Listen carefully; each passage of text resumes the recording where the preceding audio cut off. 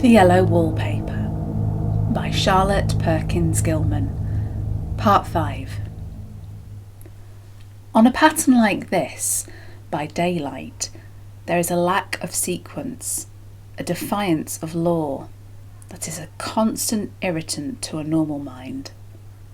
The colour is hideous enough, and unreliable enough, and infuriating enough, but the pattern is torturing. You think you have mastered it, but just as you get well underway in following, it turns a back somersault, and there you are. It slaps you in the face, knocks you down, and tramples upon you. It's like a bad dream. The outside pattern is a florid arabesque, reminding one of fungus. If you can imagine a toadstool in joints, like a string of toadstools budding and sprouting in endless convulsions, why, that is something like it. That is, sometimes. There is one marked peculiarity about this paper, a thing that nobody seems to notice but myself. That is, it changes as the light changes. When the sun shoots through the east window, I always watch that first long straight ray. It changes so quickly that I can never quite believe it. That is why I watch it always. By moonlight, the moon shines all night where there is a moon, I wouldn't know it was the same paper. At night, in any kind of light, twilight, candlelight, lamplight, and worst of all by moonlight, it becomes bars. The outside pattern, I mean. The woman behind it is as plain as can be. I didn't realise for a long time what the thing was that showed behind, that dim sub-pattern, but now I am quite sure it is a woman. By daylight she is subdued, quiet. I fancy it is the pattern that keeps her so still. It is so puzzling. It keeps me quiet by the hour. I lie down ever so much now. John says it's good for me to sleep all I can. Indeed, he started the habit by making me lie down for an hour after each meal. It is a very bad habit, I am convinced, for you see, I don't sleep. And that cultivates deceit, for I don't tell him I'm awake. Oh no.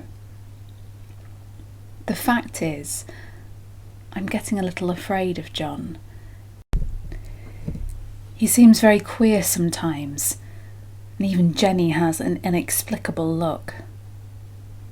It strikes me occasionally, just as a scientific hypothesis, that perhaps it is the paper.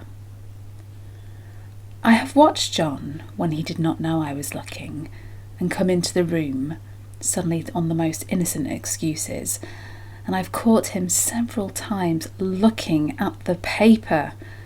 And Jenny too. I caught Jenny with her hand on it once.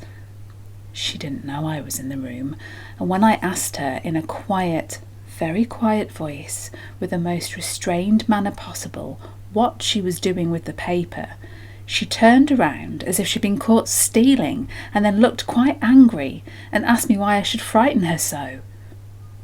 She said that the paper had stained everything it touched, and that she'd found yellow smooches on all of my clothes and John's, and wished we would be more careful. Did not sound innocent. I know she was studying the pattern, and I am determined that nobody shall find out about it but myself.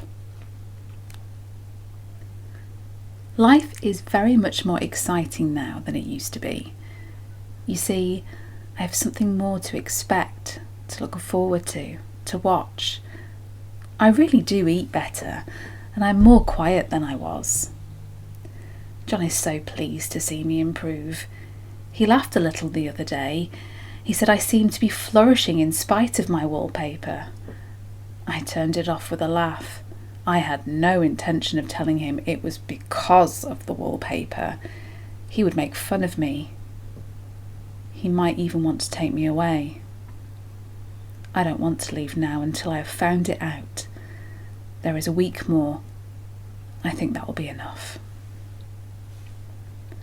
I am feeling ever so much better. I don't sleep much at night, for it's so interesting to watch developments, but I sleep a good deal in the daytime.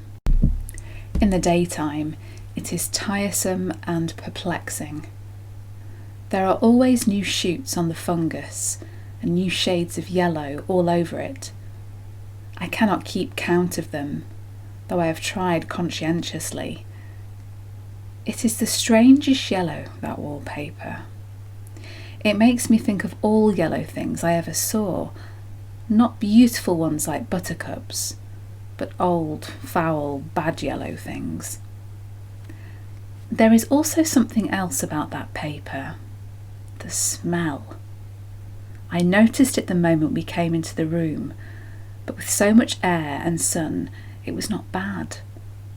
Now we have had a week of fog and rain, and whether the windows are open or not, the smell is here. It creeps all over the house. I find it hovering in the dining room, skulking in the parlour, hiding in the hall, lying in wait for me on the stairs. It gets into my hair. Even when I go for a ride, if I turn my head suddenly and surprise it, there is that smell. Such a peculiar odour too. I've spent hours in trying to analyse it, to find what it smelled like. It's not bad at first, and very gentle, but quite the subtlest, most enduring odour I ever met. In this damp weather, it is awful. I wake up in the night and find it hanging over me.